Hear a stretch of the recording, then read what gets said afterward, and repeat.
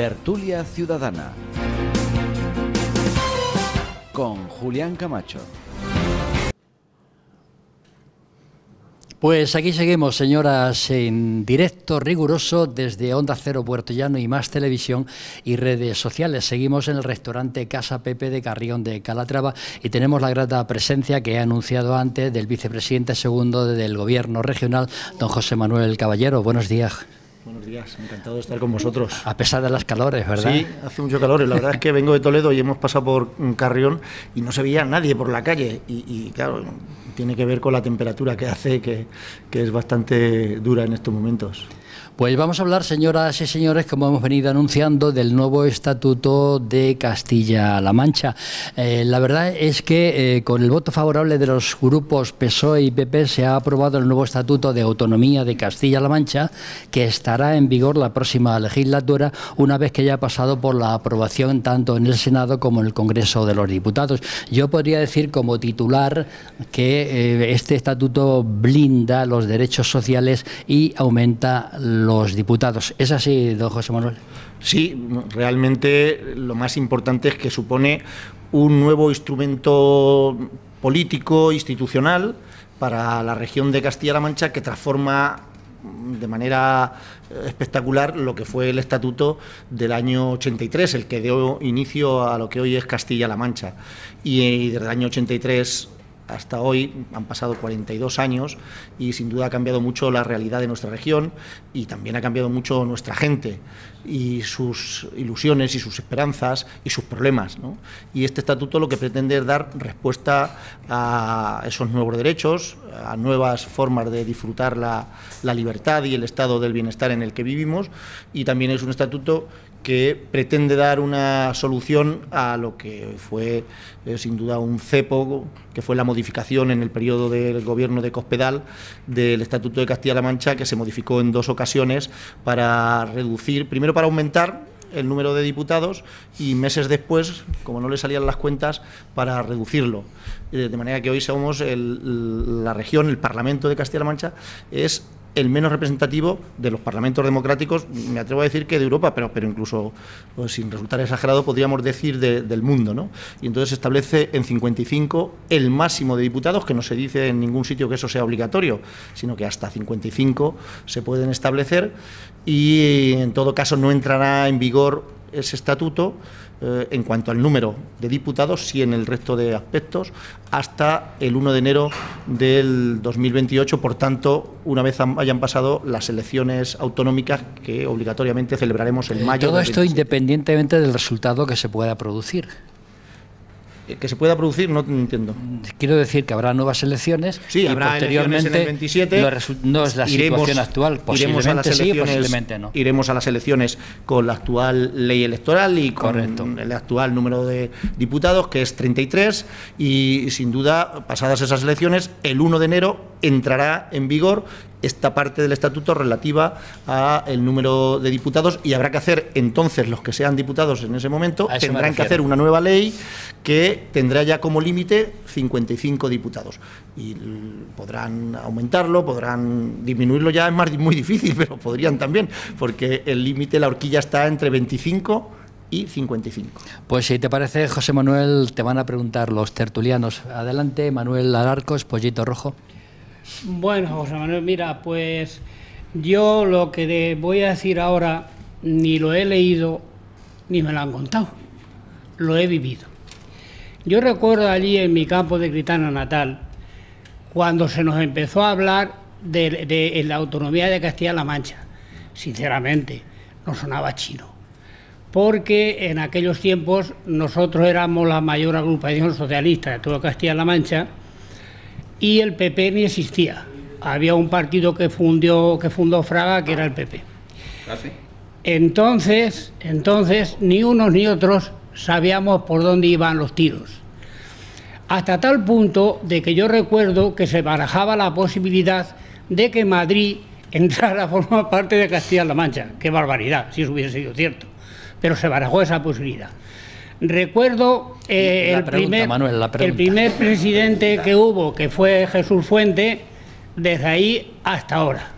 Bueno, realmente el primer presidente fue Gonzalo Payo, Sí, de la UCD, porque hasta que se constituyeron las Cortes, el presidente autonómico se elegía, o preautonómico en este caso, preautonómico, se elegía por el número de diputados, y quien tenía más diputados nacionales por las circunscripciones de Castilla-La Mancha era la UCD de entonces. Bueno, y las muchas cosas que se han hecho Manuel, la pregunta, vamos al grano. La pregunta es sencilla. ¿Cuál va a ser el número total de diputados? Y otro tema que me lo ha dicho mucha gente, y que yo también lo pienso así, el por qué no se ha aprovechado la reforma del nuevo estatuto para poner una bandera más acorde con lo que es Castilla-La Mancha, porque la parte del Castillo efectivamente se corresponde con Castilla. Pero ¿no hubiera sido mejor que en la parte que está en blanco, ahí hubiera habido un alfique de Cervantes o simplemente un Quijote o un molino? Por poner un molino de Critana, por poner un ejemplo. Bueno, a la primera pregunta, ¿cuál será el número de diputados?, lo tendrán que definir los diputados y diputadas que salgan de las elecciones del 2027. Tendrán que hacer una ley electoral y sabrán que tendrán un límite por abajo de 25, por arriba de 55, y tendrán que ponerse de acuerdo. Y sería bueno, además, en este caso tendrá que ser así, que la ley salga con el máximo consenso posible. Las leyes electorales no pueden ser instrumentos ni herramientas, ni deben ser armas arrojadizas al servicio de un partido. En democracia tienen que surgir del consenso y del diálogo. Por tanto, serán las Cortes de ese momento las que decidan cuál quieren que sea la ley, teniendo en cuenta que hay 5 circunscripciones, 5 provincias, y sin duda que hay que establecer un mínimo de diputados por provincia. Habrá que buscar luego la mayor proporcionalidad posible y que la representación de los ciudadanos en cuanto a su voto esté lo más lograda también que sea posible. Y en cuanto a la bandera, los símbolos identitarios son siempre complejos, ¿no? Al igual que no tenemos himno, aunque iniciamos los días de la región, el acto institucional del Día de la Región con la zarzuela de nuestra tierra, muy vinculada, el Sembrador, ¿no?, a Castilla-La Mancha y a la provincia de Ciudad Real, la Solana. Pero bueno, se adoptó esa bandera. Hay que reconocer en este sentido que los manchegos, que diríamos que somos más los de la provincia de Ciudad Real, Toledo, Albacete y una parte de Cuenca, yo creo que nos sentimos también bien representados con esa bandera, que por otra parte se originó muy cerca de aquí, en Almagro. El padre de quien luego fue alcalde, Maldonado. Sí, Maldonado. Sí, sí. Fue quien instó, y yo creo que lo hizo con acierto. Pero bueno, siempre cabe la posibilidad, y posiblemente cada uno de nosotros haríamos una bandera distinta en función de lo que quisiéramos reflejar, no solo de territorios, sino también de temas y de asuntos que nos interesaran. Yo creo que lo importante es que hoy la bandera en Castilla-La Mancha no es un elemento de conflicto ni de enfrentamiento, y que nos agrupa a todos los que nos sentimos castellano-manchegos, y sin duda que junto con la de España nos hace sentirnos orgullosos de nuestros orígenes y de nuestra identidad. Esther Mora. Muchas gracias, Julián. José, yo quiero destacar 2 cosas muy importantes de este estatuto, y por añadir, ya hemos dicho que se blindan las políticas sociales para las minorías. Eso quiere decir que no va a estar sujeto a vaivenes de grupos políticos. Eso para mí me parece muy importante, pero quiero destacar 2 cosas. La primera es que este nuevo estatuto ha sido un estatuto, yo diría que muy manchego, porque han participado en él muchísimos actores muy importantes. No se ha hecho de manera unilateral, como la modificación que hizo María Dolores de Cospedal, y aquí han participado desde el tercer sector, sindicatos, agentes sociales, colectivos, asociaciones. Por lo tanto, es un estatuto muy participativo, y eso creo que hay que destacarlo. Pero dentro de este trabajo, desde agosto del 2023, imagino que habrá habido también dificultades, no todo habrá sido fácil. Esta es mi primera pregunta: ¿cuál ha sido o cuáles han sido las dificultades que os habéis encontrado en estos casi 2 años de trabajo? Y quiero también destacar la protección que hace este nuevo estatuto a la mujer, a las niñas y a las mujeres. Como mujer, yo como castellano-manchega me siento muy orgullosa de las novedades, los beneficios para las mujeres que trae este nuevo estatuto. La maternidad ya no va a ser un freno, obliga a que todas las instituciones políticas blinden a la mujer en este sentido, tanto para desarrollarse profesionalmente, socialmente o económicamente, la maternidad ya no va a ser un freno. En este sentido, ¿qué dificultades, o si ha sido esta parte del trabajo del estatuto mucho más sencilla? No, en general ha funcionado muy bien la comisión de representantes del Partido Popular y del Partido Socialista, que han venido trabajando durante año y medio, 2 años prácticamente, en la redacción de los artículos.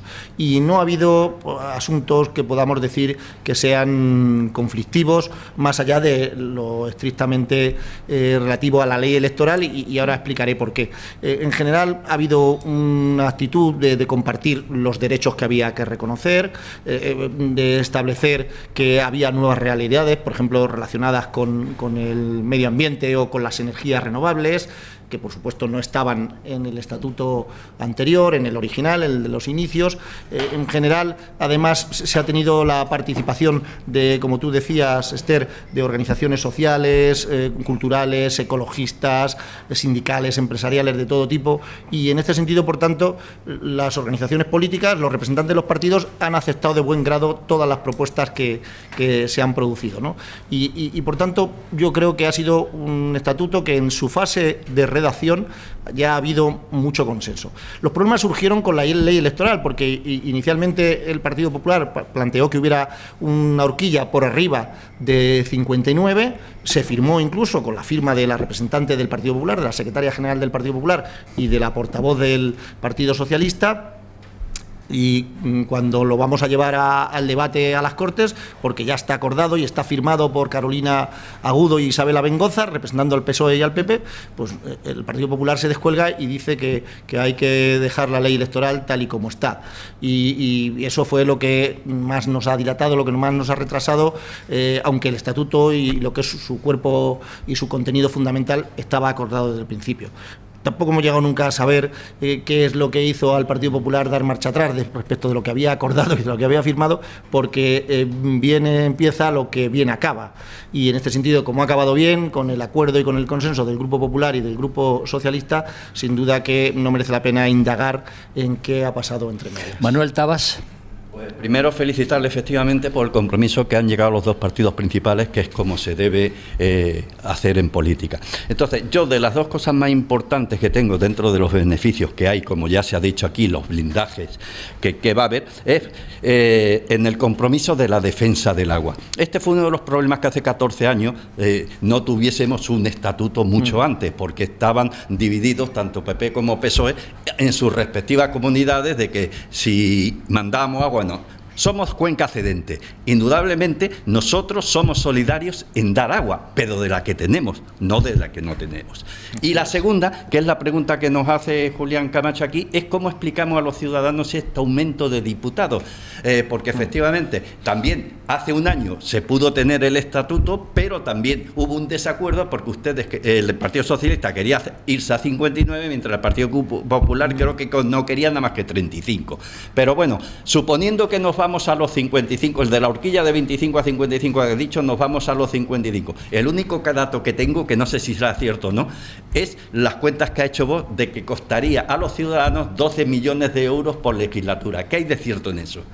Bueno, lo primero que no es cierto es que el PSOE hace un año quisiera 59 y el PP 35, ¿no? Ya digo, lo he comentado, que se acordó en el proceso de elaboración y de redacción establecerlo en 59. Fue a instancias del Partido Popular y lo firmó el Partido Popular. Lo firmó, firmado físicamente por la secretaria general y portavoz del Partido Popular. Y después yo creo que le entró miedo por la crítica que le podía hacer Vox y se echaron atrás en lo que había sido su propuesta. Y nosotros hemos estado de acuerdo en reducirlo a 55 porque no tenemos ningún interés. Ya digo, para las próximas elecciones no va a entrar en vigor esta nueva ley, ni este nuevo estatuto en esa parte. Y por tanto a nosotros nos daba igual. Pero es que es importante lo del número de diputados, porque al fin y al cabo estamos hablando de los votos de los ciudadanos. Y claro, ya le he dicho, hay un estudio muy interesante, por cierto, de un catedrático de informática de la Universidad de Castilla-La Mancha, que es del campus de Ciudad Real, que les invito a que puedan leer, incluso se lo puedo hacer llegar, que hace un estudio de todos los parlamentos de España, de todos los parlamentos autonómicos y también de parlamentos de Europa. Claro, en la medida en que somos 5 provincias, 2.200.000 habitantes y tenemos tan solo 33 diputados, hay miles de votos que se quedan sin representación. Miles de votos que se quedan sin representación. De manera, claro, que esto hace a nuestro Parlamento menos democrático que otros y, sin duda, en una situación muy cuestionable desde el punto de vista de la representatividad. Hay que tener en cuenta que, por ejemplo, La Rioja, la Comunidad Autónoma de La Rioja, tiene 400.000 habitantes, si no me equivoco, una sola provincia, y tiene un Parlamento con igual número que el nuestro. Ya digo, somos el de menor representación. Que la política tiene un coste, pero no es sobre un presupuesto que tiene Castilla-La Mancha de 14.000 millones de euros, que el coste del Parlamento sea de 14 millones, que no sé si han echado bien las cuentas. No, de verdad que creo que es un poco de demagogia. De lo que se trata es de que el Parlamento sea lo más representativo posible de la sociedad de Castilla-La Mancha. Y luego de que los que allí están presentes hagan su trabajo y representen los intereses de los ciudadanos. Florentino López. Yo, José Manuel, buenos días. Buenos días. Nos conocemos ya hace muchos años, sí. Tiempo. Y de batallas también. Y de batallas, ¿no? también, de batallas. Sí. Bueno, batallas. En política siempre hay debate y en fin, pero batallas nunca. A ver, yo quería empezar por lo último. Se ha criticado, yo creo que de una manera fundamentada, que cuando la ley electoral y el estatuto tenían 47 diputados, 47, ya había lo que se llamaba un déficit democrático, es decir, que miles de votos iban a la papelera porque no obtenían representación en el Parlamento de Castilla-La Mancha. Y voy a poner un solo ejemplo para que los que nos vean y nos oyen lo tengan claro. Datos de los resultados electorales de 1995 en la provincia de Ciudad Real. 6 diputados para el PSOE o 5 para el PP, o al revés, no recuerdo. Pero voy... 6 para el PSOE, 5 para el PP. Bueno, el PSOE en la provincia de Ciudad Real no ha perdido nunca las elecciones autonómicas desde que se creó la comunidad autónoma. Me alegro muchísimo. Voy al dato. Izquierda Unida, en esas elecciones, 25.597 votos, 9% de los votos emitidos. Diputados, 0. Es decir, ese es el déficit democrático que teníamos en el Parlamento regional con 47 diputados. ¿Se imaginan el déficit democrático que tenemos con 33? Y que vayamos a las elecciones del 2027 con 33, que mantengamos, yo no sé por qué, ese déficit democrático. Y para mí tenía una lógica. ¿Y cuál es la lógica? Pues que el Estatuto de Castilla-La Mancha y la ley electoral era el ejemplo claro y contundente de la conservación del bipartidismo, PSOE y PP, y el resto para conseguir con 33 diputados en el Parlamento regional una representación, tenemos o se tienen que superar el 10 y el 11% de los votos. Eso es una auténtica barbaridad que desanima, y ese es el quid de la cuestión, a la gente que vota y que luego no ve su representación parlamentaria. Entonces, a mí me parece que deberíamos haber conseguido que fuéramos a las elecciones del 2027 intentando superar el déficit democrático que tenemos en el Parlamento de Castilla-La Mancha. Adelante, vamos a ir, José Manuel. Sí, termina. Ya acabo. Si vamos a ir con 33 diputados, pues ya está. PP, PSOE, PP, PSOE. Adelante. No, y vos. Y en alguna ocasión Podemos. Bueno, y luego la segunda cuestión. Se blindan los derechos sociales, bla, bla, bla, bla, pero para llegar a un acuerdo con el PP hay algunos derechos que no deben aparecer en el estatuto, ¿no? En el nuevo estatuto. ¿Cuál es ese derecho que no aparece? El derecho a abortar en una sanidad pública. Eso no aparece. Y la tercera y última cuestión que planteo. En el nuevo estatuto se pretende que en Castilla-La Mancha tengamos, dice textualmente, el uso preferente de los recursos hídricos, pero las cuencas hidrográficas es una competencia del Estado, ¿no? Pues ahí ya tenemos un pequeño conflicto. Entonces, esas tres cuestiones para resumir: déficit democrático, aborto y el uso del agua. Bueno, el déficit democrático efectivamente existe. Ya digo, hay que recordar, es que esto es importante, que Cospedal, que gobernó en el periodo 2011-2015, modificó en solitario la ley electoral en esos 4 años en 2 ocasiones. Primero, para aumentar el número de diputados, porque pensaba que así ganaba mejor las elecciones. Cuando se dio cuenta de que podía, que con un número superior de diputados, que quiero recordar que los pasó de 47 a... 33. De 47. Primero hizo una modificación que los pasó de 47 a 53, porque interpretó que como había ganado a Barreda de manera muy justa, le interesaba, por tanto, tener más diputados. Como van pasando los meses y Podemos va cogiendo fuerza en el plano nacional, vuelve a modificar otra vez en solitario la ley electoral y entonces los baja. Lo que antes había subido ella, los vuelve a bajar y los pone en 33, pensando que al hacerlo en 33 sacaría un voto más que el PSOE y por tanto ganaría las elecciones. Sobre todo en la provincia de Toledo. En todas las provincias pensó que le iba a ocurrir. ¿Qué es lo que ocurrió? Que le salieron mal los cálculos y entró Podemos y ya no pudo gobernar. Y luego hemos ido en otras 2 ocasiones, porque no es fácil modificar la ley electoral, aunque se puede hacer por mayoría. El gobierno de Emiliano García Paje podría modificarla ahora mismo. Nosotros podríamos modificarla, el PSOE, en el Parlamento. Pero el presidente Paje se ha comprometido a no modificar la ley electoral si no hay consenso, si no hay acuerdo, al menos con el Partido Popular. Y por eso vamos a las próximas elecciones, porque ¿se imaginan lo que se diría de nosotros si ahora lo modificáramos? Si modificáramos porque podemos hacerlo al tener mayoría absoluta en el Parlamento, dirían que estábamos pregeñando un pucherazo y que estábamos sin duda haciendo una manipulación del resultado electoral. Por tanto, a las próximas elecciones, lamentablemente, vamos a ir con la actual ley y tendrán que ser el nuevo Parlamento el que ya tendrá la obligación, yo creo que es una obligación democrática, de cambiar la ley y hacerla lo más representativa posible y, en todo caso, en la media de la representatividad que hay en los parlamentos en España. El derecho al aborto.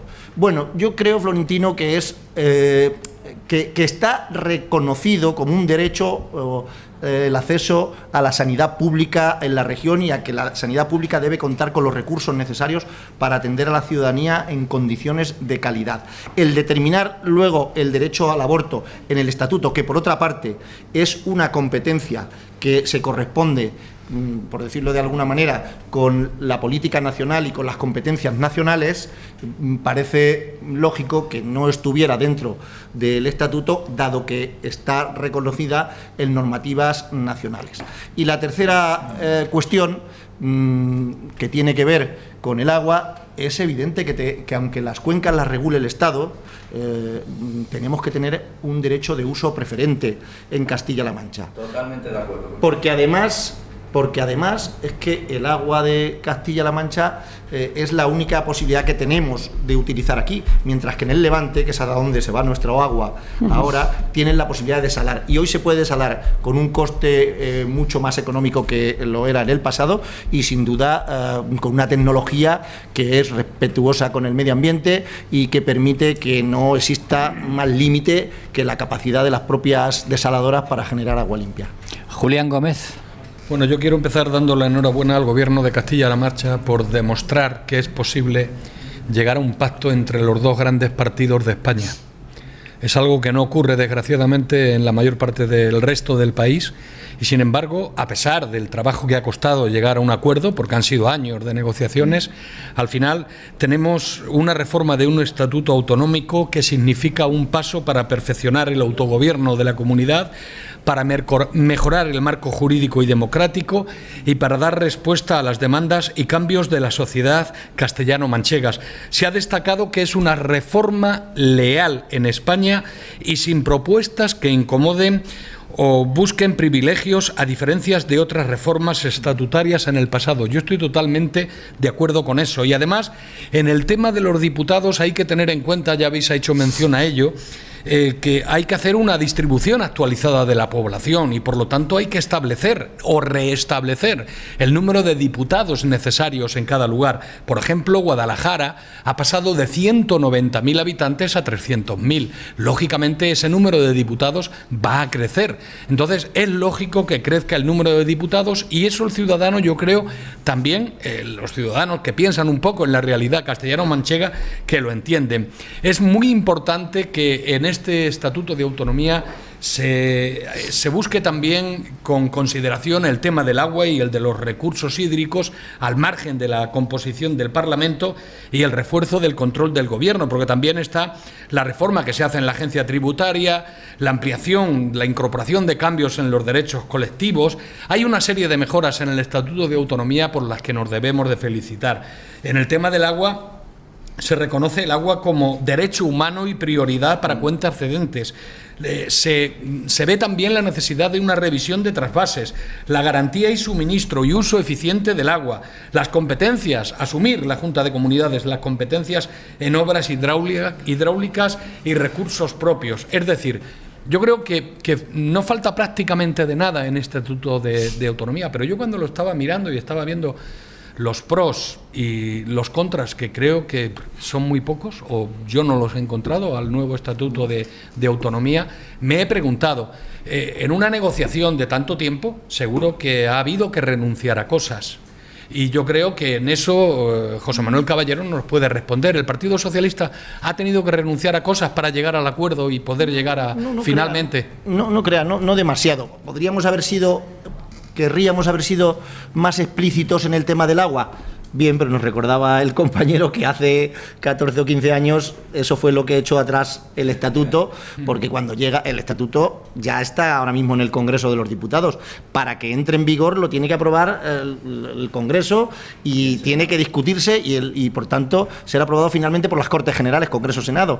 De manera que, bueno, hemos conseguido establecer razonablemente nuestras pretensiones y en este sentido lo importante es que salga el conjunto del Estatuto, ¿no? Haber ido más allá, más exigentes en materia de agua, como se pretendió en el año 2008-2009, pues sin duda que era nuestro deseo, pero a lo mejor ahí el Partido Popular hubiera tenido más dificultades, porque sabemos que la influencia que tienen los populares valencianos y murcianos dentro de la dirección nacional del partido, y eso hubiera podido dificultar el consenso aquí y sin duda el consenso allí. Pero de verdad que hemos sido también ambiciosos en materia de agua y creemos que con el instrumento del Estatuto y desde luego con las 5 sentencias que tenemos de los tribunales que nos dan la razón en materia de agua, sin duda está más cerca que nunca el que el trasvase en la concepción que hoy tenemos de él, que es llevarse el agua de Castilla-La Mancha para el desarrollo de Murcia-Levante, tiene los días contados. José Manuel, la otra pata del banco que quería... Perdona, que te toca Eloy. Claro. Después, Eloy Pareja, por favor, adelante. Gracias, Julián. Bueno, he de reconocer que es una revisión prolija, ¿no? Pasamos de 54 a 94 artículos, ¿no? A 94. A 94, sí. O sea, casi se duplica el número de artículos, sí. Se desarrolla mucho específicamente el título correspondiente a las competencias de Castilla-La Mancha, y las preguntas son muy sencillas y son: una, en 2024 de octubre se paralizó la negociación PSOE-PP, creo recordar que fue por el número de diputados. ¿Existe temor en el PSOE de Castilla-La Mancha de que en ese proceso que ahora viene en las Cortes Generales, y dado que en el Parlamento español no es igual la afinidad o al menos la colaboración de ambos partidos, que haya alguna sorpresa? Esa es la primera. La segunda, que no hemos hablado, el Real Decreto se introduce como herramienta legislativa. Ya sabemos que el Real Decreto es muy criticado, sobre todo por los partidos que no gobiernan, y muy defendido por los que gobiernan. ¿Con qué intención se ha hecho? Y la tercera, que es la más sencilla de todas, a mí me gusta mucho el derecho y sobre todo el derecho constitucional. Si volviéramos a 1978 con lo que hoy sabemos, el título 8 de la Constitución seguiría siendo igual que hoy, el estado de las autonomías existiría como hoy y específicamente Castilla-La Mancha existiría como hoy? Muy bien, pues a la primera pregunta era sobre, me has dicho... El temor del PSOE. El temor. A ver, se supone que, confiamos en que no, se supone que una vez que lo hemos acordado el PSOE y el PP aquí en Castilla-La Mancha, nuestros respectivos partidos en el Congreso de los Diputados votarán a favor de lo que hemos aquí acordado. Entiendo que el Partido Popular ha pedido permiso a Madrid. Nosotros tenemos que reconocer que no hemos pedido permiso a Madrid, porque no solemos pedir permiso cuando se trata de los asuntos que afectan a Castilla-La Mancha, ¿no? Y porque en ese sentido somos autónomos y somos soberanos. Por tanto, en ese sentido ningún problema. La cuestión del Real Decreto, sobre todo, surge del conocimiento de las dificultades de gobernar como consecuencia de la pandemia. Al no existir la figura del Real Decreto, que es la capacidad legislativa del Gobierno, ya sabemos que la capacidad legislativa es del Parlamento, pero el Real Decreto es la capacidad legislativa del Gobierno que después tiene que ratificar o no el Parlamento. En este sentido, la experiencia de la pandemia aconseja que Castilla-La Mancha, como tienen ya prácticamente la totalidad de las comunidades autónomas, tenga la capacidad legislativa que se atribuye al Gobierno a través del Real Decreto para ser ágiles a la hora de tomar determinadas decisiones que precisan de una normativa, aunque después sabemos que habrá que ir al Parlamento a ratificar o no esas iniciativas, ¿no? Y la tercera cuestión, discúlpame. El título octavo. El título octavo. Mira, yo creo que la Constitución está bien planteada, la vigente, la actual, está bien planteada en lo que se refiere al Estado de las autonomías. Y creo honestamente que si hoy tuviéramos que hacer un balance diríamos que ha sido absolutamente exitoso ese título octavo. Hoy todos los territorios de España, todas las comunidades autónomas de España, sin duda, permiten a sus ciudadanos vivir mejor y que seamos más españoles y españolas y que nos hayamos desarrollado, nos hayamos modernizado, tengamos mayor nivel educativo y cultural, que hayamos superado en gran medida la pobreza que existía en nuestro país en los años 70 y hasta la llegada de la democracia, los atrasos que sin duda arrastrábamos, de manera que yo creo que ha sido exitoso. Otra cosa es que haya habido comunidades autónomas, o mejor dicho, territorios en los que sus responsables políticos han sido irresponsables y han venido y vienen a día de hoy tensionando sin duda lo que es un título octavo de la Constitución que a mi juicio está bien regulado, está bien descrito y sin duda ha resultado eficaz con carácter general para el conjunto de los españoles y españolas, vivamos donde vivamos. Aurora Rey. Muy buenas. Pues a mí lo primero es que me ha alegrado mucho escuchar que el Partido Popular defiende el derecho a la vida de los no nacidos y que ha sido consensuado y que así aparecerá en nuestro nuevo estatuto. Es algo que me alegra. Pero mi pregunta va ahora, ¿por qué tendría que alegrarse los mayores de la aprobación de este nuevo estatuto? ¿En qué les beneficiaría en su vida? ¿Menos soledad? ¿En unos pueblos que cada vez están más solos porque sus hijos tienen que salir fuera de nuestra comunidad a trabajar para ganarse un salario después de haberse esforzado en prepararlos académicamente y ves cómo se alejan? Los mayores quieren seguir viviendo en sus hogares. ¿Qué tipo de ayuda se les va a dar? No una horita a la semana, sino algo más tangible. Mi pregunta vuelve a ser, ¿por qué los mayores debemos alegrarnos tanto de este nuevo estatuto que ya nos llega al final casi de nuestra etapa? Bueno, en su caso no lo diga por usted, que usted no es mayor. Gracias. No, de verdad que lo digo. Pues mira, se tendrían que alegrar sencillamente porque es un estatuto que, como se ha dicho varias veces a lo largo de la conversación, blinda los derechos sociales. Reconoce y establece que los derechos sociales no son la voluntad del gobierno de turno, sino que son un derecho irrenunciable de los ciudadanos. Y que la política del gobierno y los presupuestos del gobierno tienen que ir orientados como prioridad a la política social, atender a las personas más vulnerables. Y sin duda dentro de la vulnerabilidad están los que lo son por motivos de edad. De manera que creo honestamente que es una buena iniciativa para todos los sectores en general, pero si tuviéramos que definir grupos de población que vayan a beneficiarse más o que sus derechos estén más reconocidos o más consolidados, en ese grupo estarían las personas mayores. Como también las zonas rurales, porque se introduce en el estatuto algo que aunque también sufríamos ya en aquella época, en los años principios de los 80, pero ahora es cuando somos más conscientes que es el fenómeno de la despoblación. Hay un apartado completo dedicado en el estatuto a garantizar que la despoblación tiene que atenderse, tiene que tratarse y se tienen que destinar recursos económicos. Y para garantizar... Un ejemplo tangible... Y para garantizar, sí, que los servicios sociales, los servicios educativos y los servicios sanitarios tienen que garantizarse en distancias y en tiempos mínimos de distancia para las gentes que viven en el medio rural. Eso ya está garantizado. Que los centros de salud, que también estuvieron amenazados en el periodo 2011-2015, no se van a cerrar arbitrariamente, porque se tienen que garantizar por estatuto que tienen los mismos derechos de acceso a los servicios sanitarios y educativos y también sociales quienes viven en las zonas urbanas, quienes viven en las capitales de provincia, a quienes lo hacen en las zonas, en las poblaciones, en las zonas rurales. De manera que el estatuto es un instrumento.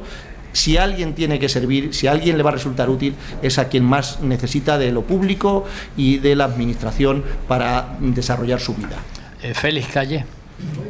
Bueno, esto de intervenir el último tiene sus problemas, es que ya lo habéis dicho prácticamente todo, ¿no?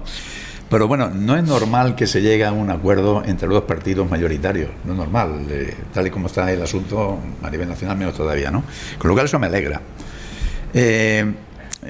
Parece ser que había un problema, había un escollo en cuanto al tamaño del Parlamento. Se podía haber aprobado mucho antes, seguramente, como año y medio antes, 2 años, ¿no? Yo creo sinceramente que esto era una peguita que ponía el PP, que lo venía retrasando mientras lo iba pensando, a ver qué es lo que iba a hacer. Pero es que había muchas más cosas en juego, no solamente el número de parlamentarios, el control de la instalación de producción, distribución y el transporte de la energía, limitar los aforamientos en los asuntos en cuanto a la responsabilidad penal, creo que del presidente y del Consejo de Gobierno, ¿no? Incluido ellos dos, ¿no? Adoptar la figura del Real Decreto, me parece perfecta. Crear una agencia tributaria de Castilla-La Mancha, como la tienen otros, porque vamos a ser diferentes y no vamos a tener ese equilibrio que estamos exigiendo con respecto a otras autonomías. Fortalecer los derechos sociales y, sobre todo, para mí muy importante, será por deformación profesional, la financiación justa. ¿Por qué tenemos que estar injustamente financiados con respecto a otras comunidades? Que no vamos a entrar ahora en este debate, que lo conocemos todo el mundo. Habéis hablado de la horquilla entre 25 y 55 miembros. El vicepresidente segundo habla de La Rioja, pero es que Euskadi tiene 75, tiene menos territorio y tiene menos población. ¿Por qué vamos a renunciar a ese equilibrio de representantes? Y ya me voy al año 2014, cuando Cospedal, que ya habéis hablado de ella, limitó a 33. Justificó, no sé si lo recordaré, yo lo recuerdo perfectamente, justificó que eso era porque tenía que existir un equilibrio entre la austeridad y la representatividad. Eso fue un camelo. Eso lo supimos todo en ese momento. Lo decían expertos, lo decían politólogos. ¿Para qué hizo eso? Para asegurarse, el vicepresidente ya lo ha dicho, para asegurarse su continuidad en Castilla-La Mancha. Eso fue un camelo, eso no tiene que ver nada con la austeridad. En definitiva, yo creo que esta reforma del estatuto vendrá para fortalecer y mucho el autogobierno. Y tenemos que exigirlo igual que lo tienen otros, ¿no? Pero a mí me preocupa una cosa, me preocupan los ciudadanos. Vosotros sabéis que, ya me conocéis, que me gusta hablar con los ciudadanos y me gusta escuchar la opinión de los ciudadanos y no me gusta perder el contacto con la calle. Entonces, me comentan, opinan. Yo creo que este tema del aumento de representantes había que explicarlo muy bien, porque la primera, que es lo que alguien lo ha dicho, va a decir, anda, más gastos, más políticos y más gastos. Bueno, porque lo que habrá que explicar de alguna manera, más institucionalmente me refiero, que esa casi es la pregunta, de explicarle a todos los ciudadanos el por qué se necesita ese equilibrio con respecto a otras autonomías. Y que en el tema de la autoridad, pues bueno, como ha explicado el vicepresidente segundo, de 14.000 millones. 14.000 millones. De 14.000 millones, hombre, que no es ninguna tontería 12 millones, si es que es verdad que son 12 millones. Pero yo creo que merece la pena ese gasto y así hay que explicárselo a la gente con el fin de que estemos más representados. Que lo habéis puesto en la mesa, ¿no? En definitiva, yo lo que quiero es que ninguna comunidad sea superior a la mía. O en la medida que sea posible, que se reduzca esa falta de equilibrio que existe. La pregunta sería esa. Creo que desde las instituciones había que explicar, vamos, yo lo digo en la calle, Cuando yo me preguntaba, hombre, estoy más informado todavía, ¿no? Pero yo creo que había que explicarle al ciudadano y decirle, mire, en lugar de que se queden votos estirados ahí en la urna, se ha hecho esto precisamente para que haya más representatividad. Y mejor autogobierno tenía que haber. Esa sería la pregunta y creo que institucionalmente habría que fortalecer ese asunto. Esa es la idea, Félix, y llevas razón, hay que explicarle a la ciudadanía que la democracia, como la libertad y la paz, cuesta dinero. Pero sin duda lo que más cuesta es la ausencia de democracia, la ausencia de libertad y la ausencia de paz. En este sentido, por tanto, hasta que se demuestre lo contrario, creo que todos coincidimos en que el sistema democrático es posiblemente el que tiene menos problemas y el que da mejores resultados de todos los sistemas que existen políticos en el mundo. Y por tanto, que el Parlamento de Castilla-La Mancha sea lo más democrático posible, que todos los votos se sientan representados, que todas las opciones, que todas las ideas tengan su representación, sin tampoco pensar que podemos hacer un Parlamento en una comunidad de 2.200.000 de 200 representantes, ¿verdad? Pero en la media de lo que es nuestro país y en la media incluso de lo que son los parlamentos en las distintas regiones de Europa, tiene sentido que esté en torno a 50 y algo y que tenga en cuenta esta realidad de que hay partidos a los que se les exige un mínimo del 3% o del 5%, pero que luego en la práctica, como hay tan poco número de diputados, es que tienen que sacar 4 veces más que el mínimo, como bien nos recordaba Florentino, para lograr un representante, ¿no?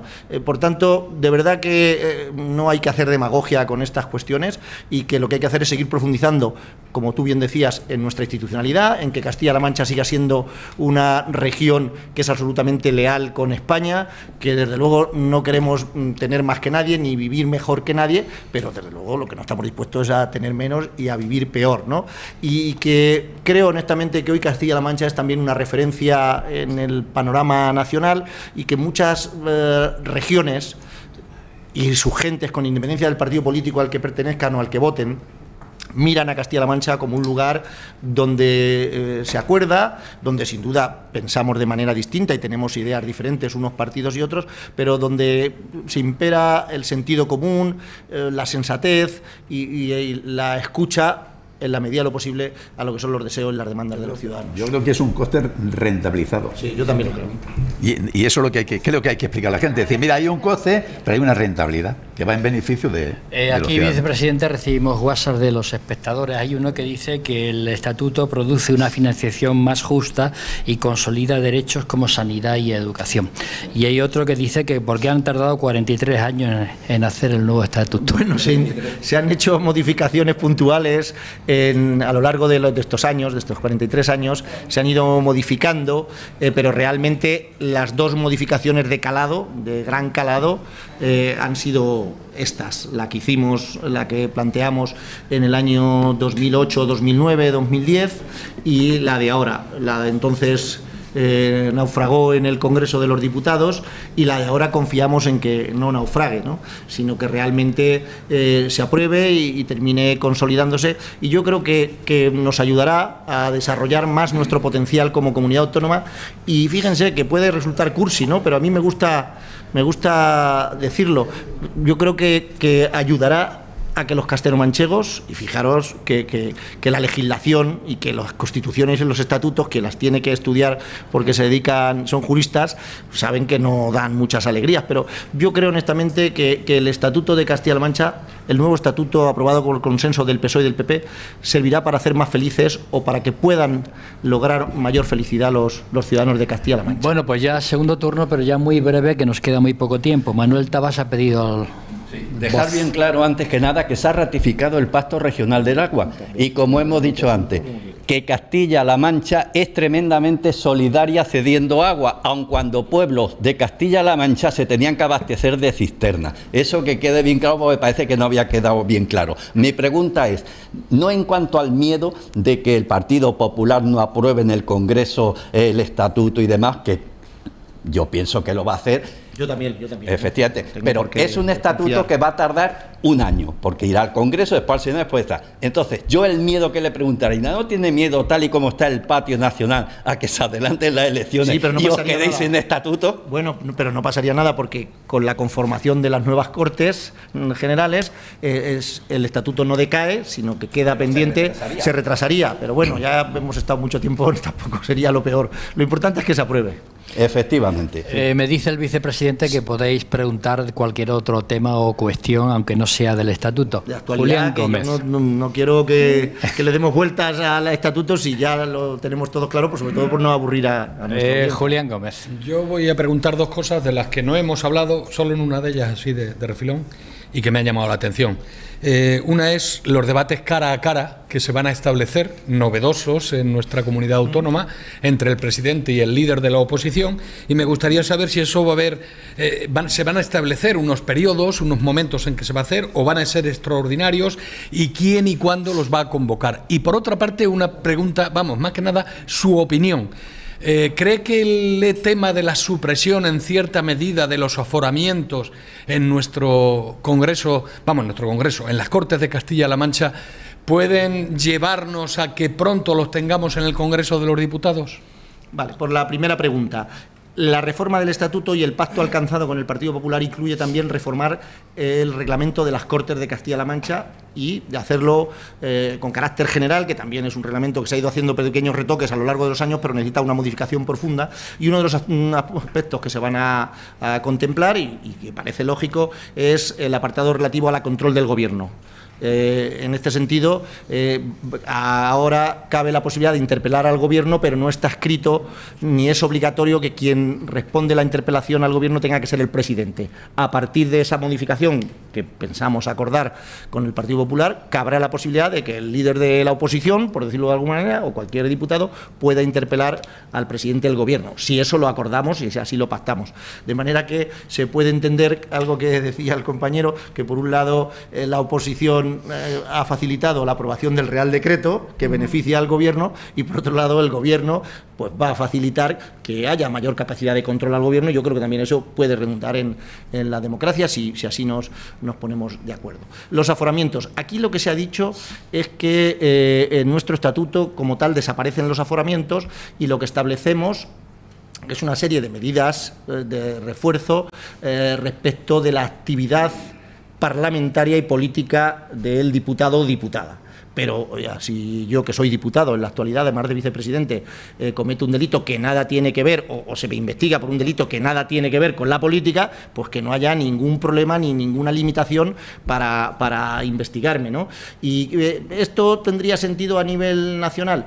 Yo creo que sí, porque sinceramente, y se lo digo desde el plano de la política, yo llevo muchos años en política y he estado en el Congreso de los Diputados, fui diputado nacional en el año 96, y honestamente no creo que aporte nada desde el punto de vista personal al político el aforamiento respecto de que no te juzga un tribunal ordinario, sino que te juzga el Tribunal Supremo. Honestamente lo digo, porque creo que eso retrasa los plazos, complica los temas, le somete a una tensión y a una presión mediática que si se hicieran en tribunales ordinarios posiblemente pues irían mucho más rápido, y para quien, entre comillas, es el beneficiado, yo no acabo de ver realmente el beneficio que tiene el aforamiento. Porque solo lo puede jugar un tribunal, sin embargo pierde una opción, pierde una oportunidad de revisión, efectivamente. Pollito Rojo. Bueno, pues yo primero sí que estoy totalmente de acuerdo con la intervención de Félix, y luego pregunta es la siguiente, tengo dos. Uno, ¿se está gastando lo suficiente en desaladoras? Y la otra pregunta es, ¿en qué se van a beneficiar los universitarios, especialmente, lógicamente, los universitarios pobres, en cuanto a becas y ayudas en transporte? Vale. En cuanto a desaladoras, que es una competencia que hasta ahora está desarrollando el Gobierno de España, a mí me consta que fue muy intensiva la acción en este sentido del Gobierno de Zapatero, y entonces la ministra de Medio Ambiente, que era Narbona, y hizo una apuesta clara por las desaladoras en el Levante. Muchas de ellas luego, cuando llegó el Gobierno de Rajoy, las dejó paradas. Yo no creo que el PP esté en contra de las desaladoras, lo que pasa es que creo que en ese momento era una manera de hacer un discurso respecto de que se necesitaba un plan hidrológico nacional, y por tanto se dejaron de poner en marcha. Ahora se están poniendo en marcha, se siguen construyendo desaladoras y se tienen que construir más. Y es que tiene todo el sentido del mundo que si la tecnología te permite conseguir un recurso como el agua, que es limitado, que es escaso y en ocasiones lejano, pues que hay que utilizar esa tecnología en beneficio del tener acceso al recurso. En cuanto a los universitarios, el derecho a la educación pública se consolida, se consagra en este estatuto y desde luego los pasos que hemos dado el Gobierno en este sentido, recientemente la aprobación de la matrícula gratuita en la universidad. Para los estudiantes que inicien curso, coste cero total, sin duda que esto es una medida importante, y seguir garantizando con una política de becas y también de alojamientos, de residencias públicas que vamos a desarrollar en lo que queda de legislatura, que quienes tienen más dificultades para acceder a la universidad tengan los apoyos, tengan las ayudas para poder hacerlo, ¿no? Yo creo honestamente que hoy uno de los mayores problemas que se encuentra un universitario es el acceso a la vivienda durante el periodo en el que se está estudiando, y el coste que se ha establecido es que ya incluso lo dificulta, como bien sabemos, para el trabajador, para quien tiene unos ingresos, por más que todavía resulta más difícil para quienes viven de una beca. De manera que esta es una política que estamos intentando acelerar, porque además ha sido de una manera muy rápida como se ha convertido en un problema, para que no haya ningún chico, ninguna chica de nuestros pueblos que por no tener un alojamiento a un precio razonable, asequible, deja de estudiar o no puede llegar a estudiar. Aurora Rey, ya muy breve, por favor. Muy breve. Yo quiero saber si con la fuerza de este nuevo estatuto consensuado vamos a poder luchar contra la injusta financiación, porque eso trae que nuestros hijos tengan que marcharse lejos, que nuestros pueblos se queden vacíos, que si Guadalajara, gracias a Dios, tiene una afluencia de habitantes, tiene esa cuenca con una pérdida. Todo en conjunto, nuestra tierra maravillosa, tenemos que tener la fuerza suficiente con este estatuto para que se nos oiga, para que se nos escuche y para que se aplique esa justa financiación. Así es, y nosotros lo estamos reclamando con mucha fuerza, diciendo que Castilla-La Mancha está infrafinanciado, que el modelo de financiación que está vigente actualmente está caducado, que no hizo caso ni el gobierno de Rajoy, ni tampoco el de Zapatero, ni ahora el de Pedro Sánchez, que ya son 14 años, si no recuerdo mal, de retraso en la actualización del modelo, que es un modelo que es injusto, que nos ha hecho tener que asumir endeudamiento que de haber tenido una financiación correcta no hubiéramos tenido que tener, y que desde luego el nuevo modelo de financiación, aparte de no generar discriminaciones positivas en favor de ningún territorio, sino ser igualitario para todos, sí que tiene que compensarnos a los que hemos estado durante muchos años con infrafinanciación y hemos adquirido deudas como consecuencia de esta infrafinanciación. Y luego, realmente hoy no... Sigue habiendo jóvenes que se mueven fuera de nuestra región, pero Aurora, honestamente, hoy somos más castellano-manchegos que lo que éramos hace 40 años, muchos más castellano-manchegos, porque por el contrario, han vuelto muchos de los que se tuvieron que ir en los años 60 y 70, donde verdaderamente tuvimos una sangría de prácticamente 1 millón de castellano-manchegos que abandonaron nuestras tierras y nuestros pueblos. Y es verdad que tenemos un problema con la despoblación y que tiene que ver no con las condiciones de vida, si me lo permiten. Yo soy de pueblo, soy de Alcolea de Calatrava, y honestamente creo que la gente no se queda en los pueblos no porque le falten servicios, sino porque los modelos de vida, de ocio y de relación están más relacionados con lo urbano que con lo rural. Y nos damos cuenta que aunque se garantizan los servicios y se garantizan las políticas y tenemos colegios abiertos con 3 alumnos, y está bien que así sea, y tenemos médicos y enfermeros y enfermeras con 200 vecinos, y aunque hay una garantía de la prestación de los servicios en todo el territorio, vemos que se pierde población, aunque hemos conseguido parar mucho este fenómeno con la ley de despoblación, que es pionera en Castilla-La Mancha. Se pierden sencillamente porque los ciudadanos se marchan a zonas urbanas porque tienen otro tipo de relaciones, de actividades de ocio, que es difícil. No estoy de acuerdo. Mira, hay muchos castellanos manchegos que vuelven a dormir todos los días a Castilla-La Mancha, es decir, no se van por ocio, se van por tiempo ya, por favor. No, bueno, pero escúchame una cosa. Mira, sí, hay castellanos manchegos que van a trabajar a Madrid, claro, como madrileños que vienen a trabajar a Castilla-La Mancha, porque si te das cuenta, los trenes que vienen aquí a Ciudad Real van y vienen de ida y vuelta. Es decir, hay ciudadrealeños, porque por suerte hoy disfrutamos de comunicaciones, como por ejemplo la alta velocidad, agua y de buenas carreteras que nos permiten ir a trabajar a un territorio que no es el tuyo en el que vives, ¿no? De manera que yo creo que eso hay que observarlo como un factor positivo. Pero la realidad, Aurora, es que hoy somos 500.000 más de castellano-manchegos de los que éramos hace 40 años cuando se aprobó el estatuto. Florentino López. No me resisto a hacer esta pregunta, José Manuel. Breve, por favor. Imagínate que estoy viendo la tele y cierro los ojos. Sí. Escucho a nuestro presidente y digo, ¿quién habla? ¿Paje o Feijóo? Pues bueno, no. Tienes que ir al espera. médico del oído. Ya lo sé. No, pero es que hay muchos mensajes políticos de Paje que se parecen a los mensajes políticos de Feijóo. ¿Cómo lleváis los socialistas de Castilla-La Mancha esta confusión? Porque debe generar cierta confusión que en temas esenciales y cruciales de la política nacional coinciden Paje y Feijóo.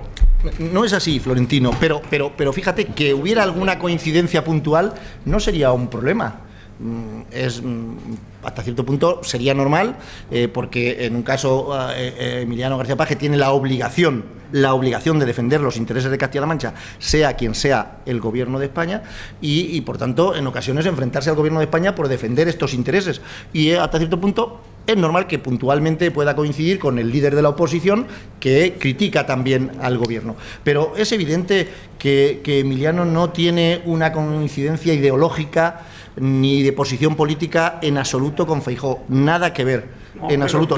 Pero pide elecciones. Perdona, no ha pedido elecciones, Emiliano lo que ha dicho es lo que piensan muchos alcaldes, la inmensa mayoría de los alcaldes, que es que se separen las elecciones autonómicas y municipales de las elecciones generales, porque si no sabemos que se terminan mezclando y se terminan contaminando, y al final los alcaldes y alcaldesas, o los que aspiran a serlo, no tienen por qué ver que se les mezcla la política nacional y los problemas de la política nacional con sus problemas locales, y quieren que en las campañas electorales locales y autonómicas se hable de aquí y se hable de los problemas de aquí, y que no ocurra lo que ocurrió en las elecciones del 23, donde realmente la política nacional lo invadió todo, y al final los carteles que iban eran los de chapote, y de lo que se hablaba era de la política nacional y no de los problemas que teníamos en los pueblos. ¿Y no está de acuerdo con la mayoría que sostiene al gobierno en el Parlamento? ¿No quiere acuerdos con Junts? ¿No quiere acuerdos con Evidentemente, no está de acuerdo con la amnistía, vamos.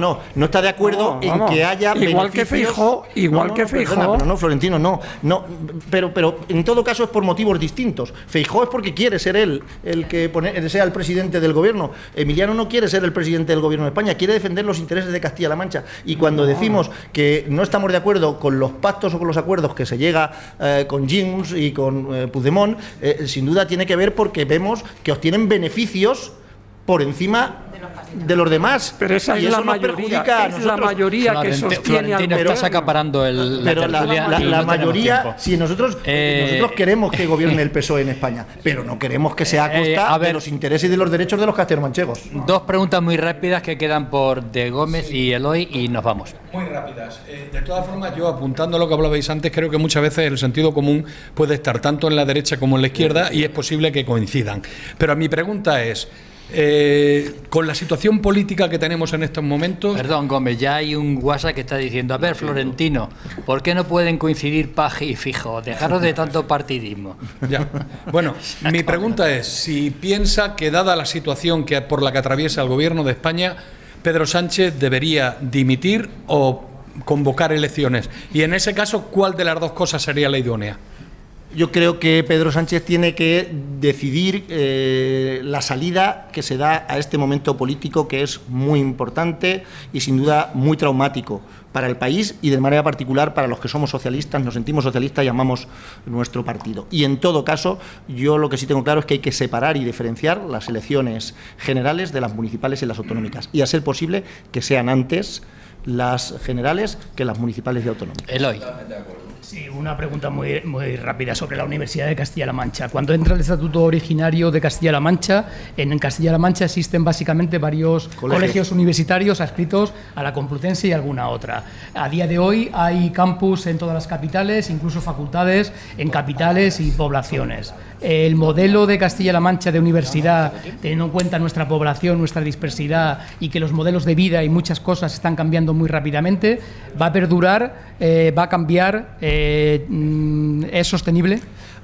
Habrá que hacer un debate y desde luego aquí la comunidad universitaria es muy importante porque efectivamente hay una realidad que es la pérdida de generaciones universitarias como consecuencia de que nacen menos niños y también en este sentido de que hay mayor oferta, ya hay una enseñanza que es online, por otro lado la FP también compite con la universidad porque es una formación de mucha calidad y con mucha capacidad de inserción profesional. En este sentido habrá que hacer una reflexión, pero en todo caso yo creo que el modelo de universidad multicampus que hemos tenido en Castilla-La Mancha para una realidad regional como la nuestra de 80.000 kilómetros cuadrados y 5 provincias, creo honestamente que ha sido exitosa. Yo soy alumno de la Universidad de Castilla-La Mancha, estudié en la Universidad de Castilla-La Mancha, soy de Ciudad Real y estudié en Cuenca porque era la carrera que había.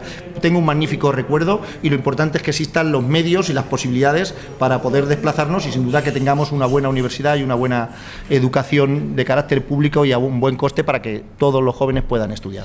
Bueno, quieren apostillar, estamos fuera de tiempo, señor Taba y señor Pollito. A ver, venga, adelante. Un poquito nada más. Sí. Yo quería hacer una aclaración para la gente... Díselo al micrófono también, por favor. Yo quería hacer una aclaración para la gente que no sabe lo que es el Partido Socialista.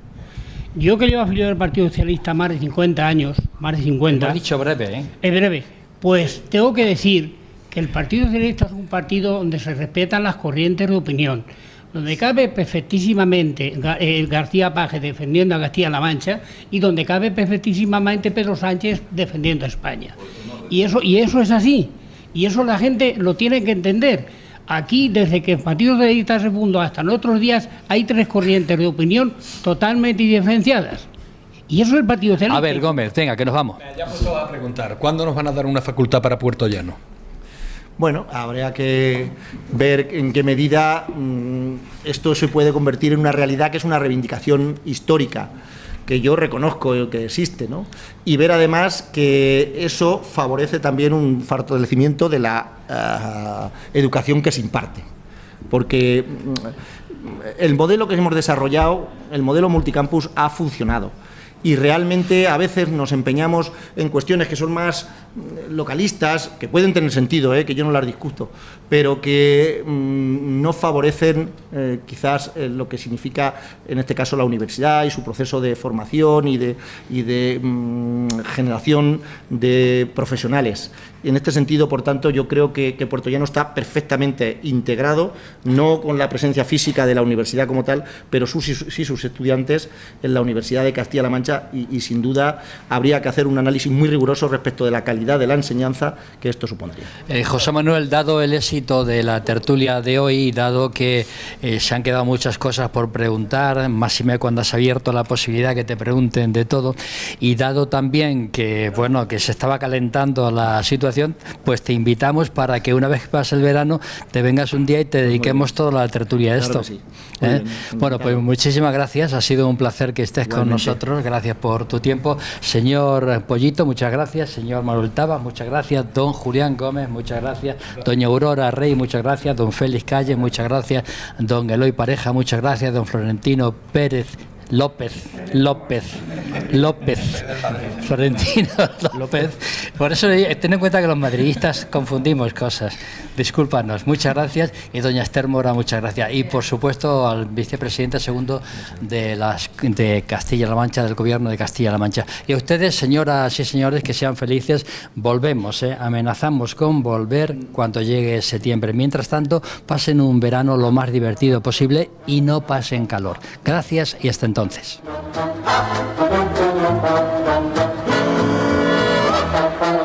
Tengo millares de estrellas y tengo la luna y el sol y la luz de tu mirada y la luz de tu mirada dentro de mi corazón.